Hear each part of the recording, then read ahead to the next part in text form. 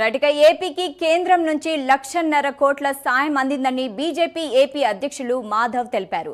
1,80,000 కోట్ల పెట్టుబడితో green hydrogen hub పనులు శరవేగంగా కొనసాగుతుంది అన్నారు. 11,444 కోట్ల రూపాయలతో విశాఖ స్టీల్ ప్లాంట్ అభివృద్ధికి నిధులు కేటాయించాలని చెప్పారు. గూగుల్ డేటా సెంటర్ ద్వారా $15 బిలియన్ 1,25,000 కోట్లతో విశాఖకు రావడం డబుల్ ఇంజన్ గ్రోత్ కు ఒక చిహ్నమని చెప్పారు. విశాఖను గ్లోబల్ గ్రోత్ సెంటర్ గా మార్చేలా అనేక కంపెనీలు ఐటీ సంస్థలు వస్తున్నాయని తెలిపారు. మేధస్సు సంబంధించిన ఏదైతే వరల్డ్ లోనే ఇది పెద్ద సెంటర్ కాబోతుంది.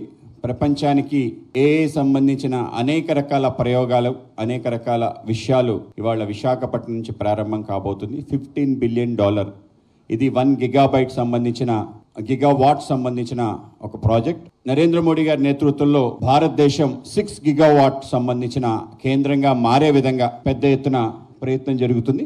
ఆ విధంగా ఈ ప్రయత్నం మరింతగా వేగవంతం చేయడానికి దీనికి గ్రీన్ ఎనర్జీ తోడే ముందుకు జరగాలని చెప్పి ఒక పెద్ద ప్రయత్నం జరుగుతుంది.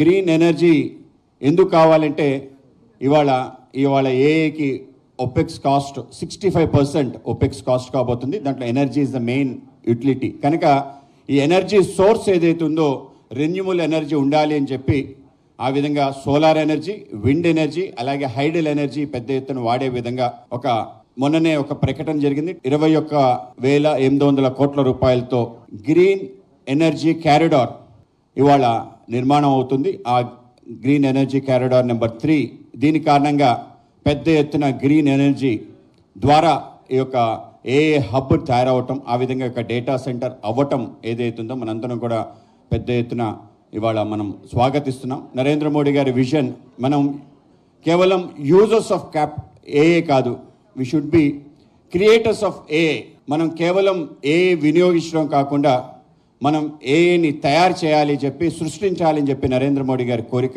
ఆ విధంగా ఇవాళ ఆర్టిఫిషియల్ ఇంటెలిజెన్స్లో భారతదేశం అగ్రగామి అవ్వటం, అలాగే మనకుండే ఏదైతే స్టెమ్ అంటారో, ఏదైతే students in technology, engineering and manufacturing ఈ రంగాల్లో ఉండే స్టూడెంట్స్ యొక్క పవర్ ఏదైతే ఉందో ఇవాళ ప్రపంచంలో హైయెస్ట్ చైనాకు ఉంది, తర్వాత భారతదేశంకు ఉంది, తర్వాత అమెరికాకు ఉంది. ఇవాళ మన దగ్గర నుంచి అనేక మంది అమెరికా వెళ్తున్నారు. ఇవాళ ట్రంప్ యొక్క అనేక రకాల కారణాలుగా వీసా సంబంధించిన రెస్ట్రిక్షన్స్ కారణంగా మన వాళ్ళందరూ ఇక్కడే ఉండబోతున్నారు.